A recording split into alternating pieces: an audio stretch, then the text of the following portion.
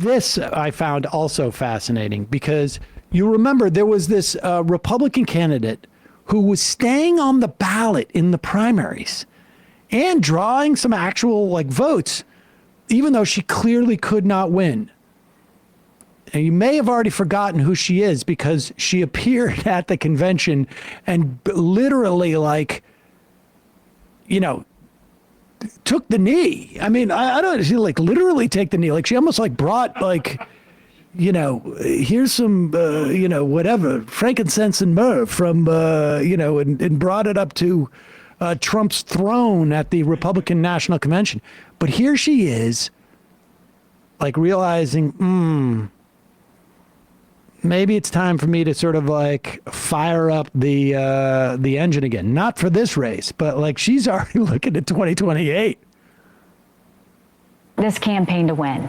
But the campaign is not going to win talking about crowd sizes. It's not going to win talking about what race Kamala Harris is. It's not going to win talking about whether she's dumb. It's not, you can't win on those things. The American people are smart. Treat them like they're smart. Do you think the campaign is missing the mark on those things?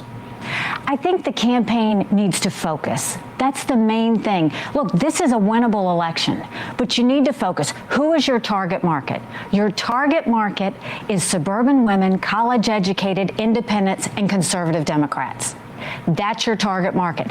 The target issues are the economy, the fact that Kamala wants to raise taxes, the fact that she's taken money from those that didn't go to college and has given it to those that did, the fact that when Afghanistan fell, the fact that when they lifted sanctions on Iran, the fact that when they, actually said that they would help Israel and then pulled back. Where was Kamala when that happened? She was sitting right next to Joe Biden in the Situation Room. I mean, aside from like me wishing that all of those things that she said had happened, it is the idea that Donald Trump is not going to win an election, is going to win an election based upon policy is just absurd. I mean, it's just absurd. I mean, the reason why he was able to beat Hillary Clinton, there was a lot of reasons. I mean, some of which were, her failures, some of which were James Comey's failures.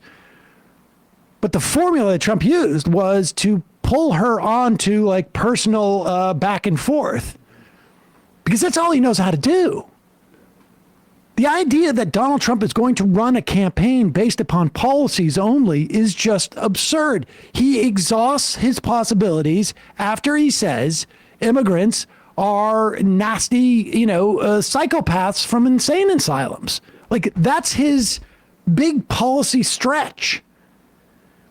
So when Kevin McCarthy and Nikki Haley go out and start saying this stuff, they are not talking about the Trump campaign. They are creating a narrative that they hope to sort of regain control of the Republican Party if this thing goes down in flames. And it's just fascinating to me that they're doing this in August. Like, this is the type of stuff you start to see in mid-October when they think they're going to lose.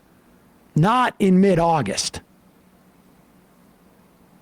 Keep a watch on this, because to see who else starts to say these type of things. Because nobody, what is it? Losing campaigns are all orphans or whatever. I don't know. There's some saying.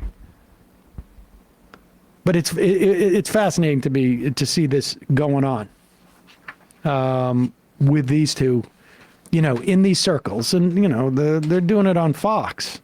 It's not like they're saying this on, I don't know where else they would go on television. Bannon. Yeah. Well, no, he's in jail. Yes, they can. I know he's talking with somebody the other day. He's broadcasting still. Is he broadcasting still? Unless I saw an old clip. Maybe I'll check that out.